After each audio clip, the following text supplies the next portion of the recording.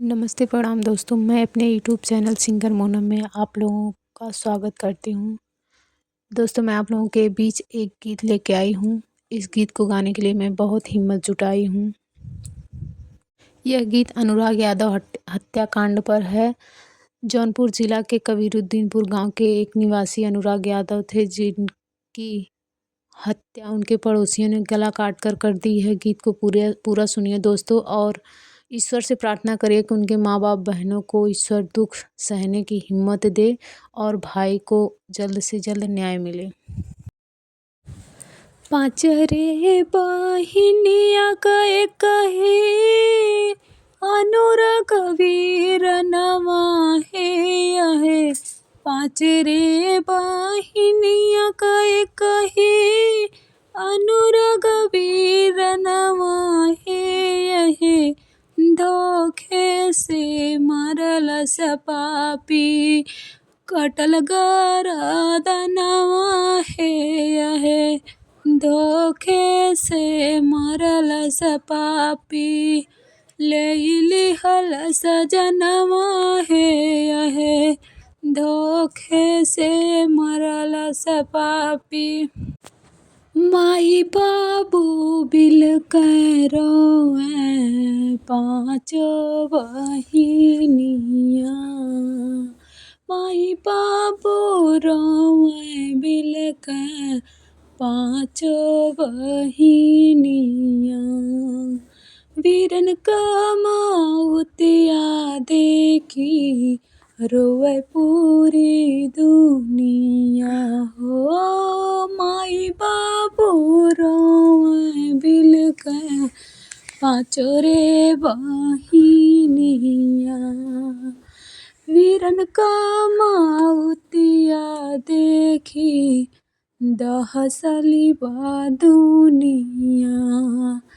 जमीन के खातिर पापी ले लिहल सजनवा है। सोचल सपनवा रही गइल सपनवा है। सोचल सपनवा रही गइल सपनवा है। धोखे से मरल सपापी कटल गरदनवा है। धोखे से मरल सपापी रहनताई गंडो कखी लाड़ी वीरनवा। एक दिन कमैले होतन भारत क नामवा हो। रहनताई गंडो कखी लाड़ी वीरनवा हो। एक दिन कैले होतन रोशन भारत का नामवा हो।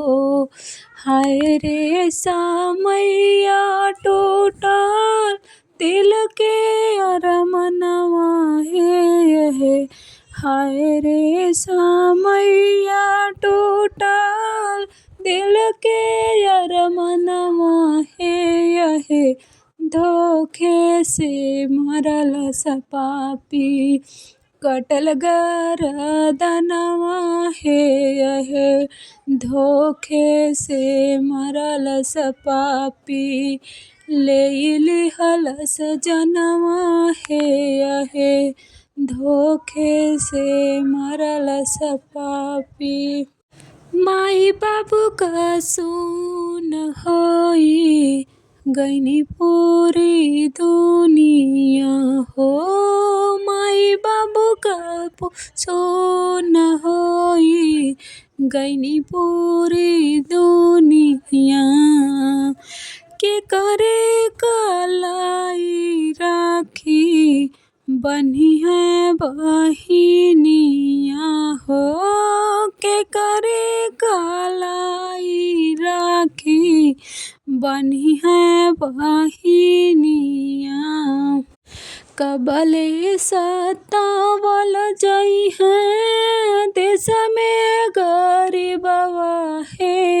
है कबले सतावल जाई है देश में गरीबवा हे यहे धोखे से मरल सपापी कटल गरदनवा हे यहे धोखे से मरल सपापी ले लिहल सजनवा हे यहे धोखे से मरल सपापी माई बाबू के लौकत पूरी दुनिया अन्हार बा वीरन के इंसाफ मांगत देशवा जहान बा हो माई बाबू के लौकत पूरी दुनिया अन्हार बा वीरन के इंसाफ मांगत गौवा जवार बा कबले गरीब कमारल जई है लालनवा हे यहे कबले गरीब कमारल जई है लालनवा हे यहे धोखे से मरल सपापी